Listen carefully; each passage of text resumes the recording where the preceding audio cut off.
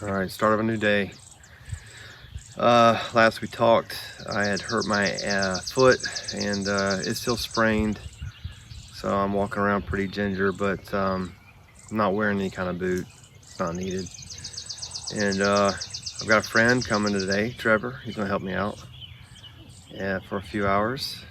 Nice overcast day. I think that's perfect construction weather. Skin could take a break from the sun. So I'm optimistic. It's gonna be a good day. We're gonna put the barge rafters on the front. We'll put the kind of fascia that I'm gonna put on the back side as well. Not exactly a barge rafter there.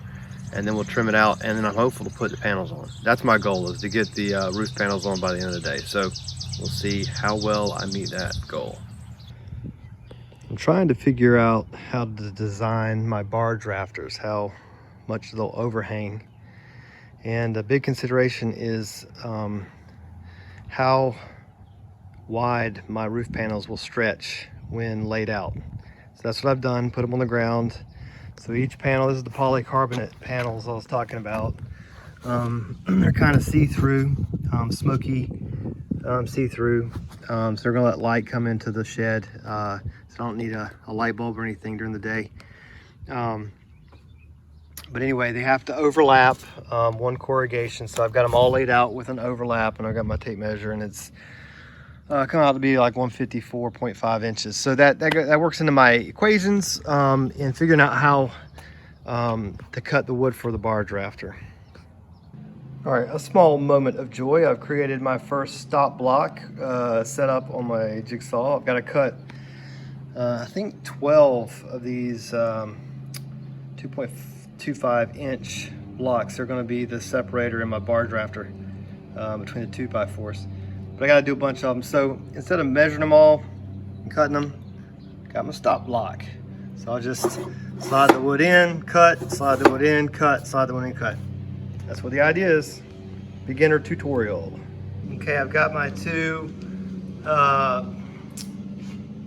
parallel 2x4s separated by the smaller offsets that I cut. And so I'm just gonna come in and screw them in. Now I offset them about 18 inches each.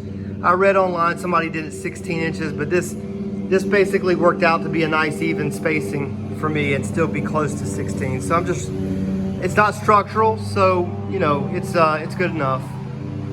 And so it's not a very big barge rafter. It's not gonna overhang too awful much, but I can't really make it too large either because of the length of the siding the length of the roofing material I have. I don't want to go buy more, and so I can make it stretch if I do it this size.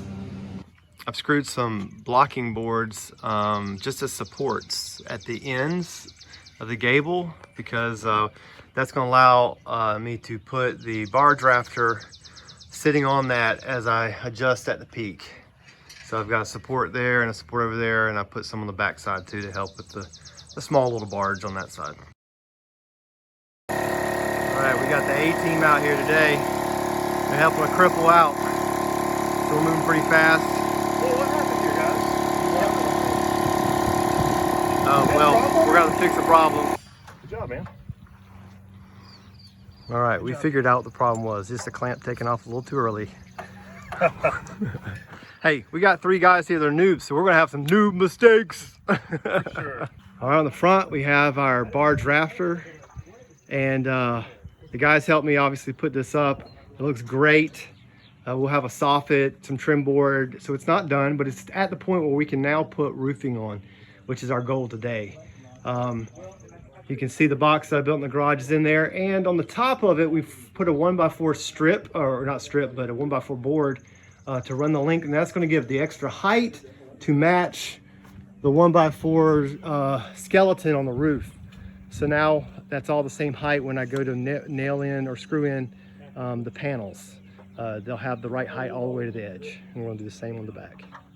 We're on the roof and we're putting panels up. This is the first one, and it's the most important because it's going to set the line that we take, whether we're crooked or not. Trevor's up here on the roof. Hey, Trevor. And we've got the first screw in at the top, and we've put a little line on the board because I've measured everything out, and I know exactly that 3/4 of an inch in from the edge of that 1x4 is where I want all my screws to be.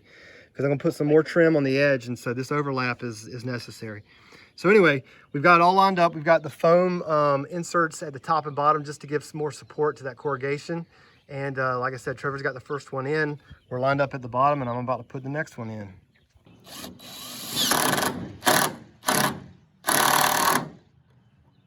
All right, it was a good Memorial Day. So I had helpers, I had good working weather, and I got half of my roof on.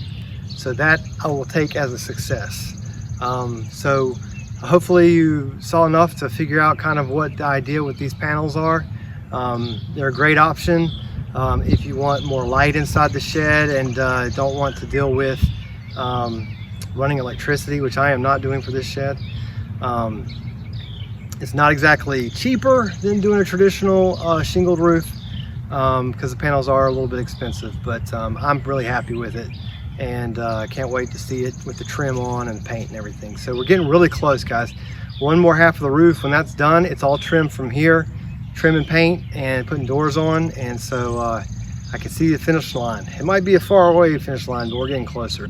So thanks a lot to Kevin, Trevor, and Andrew for helping out big time today, and helping me out when my foot's hurting and couldn't really do a lot of ladder work, which of course all was required for this stuff. So anyway, that's the end of the day. Thanks, guys.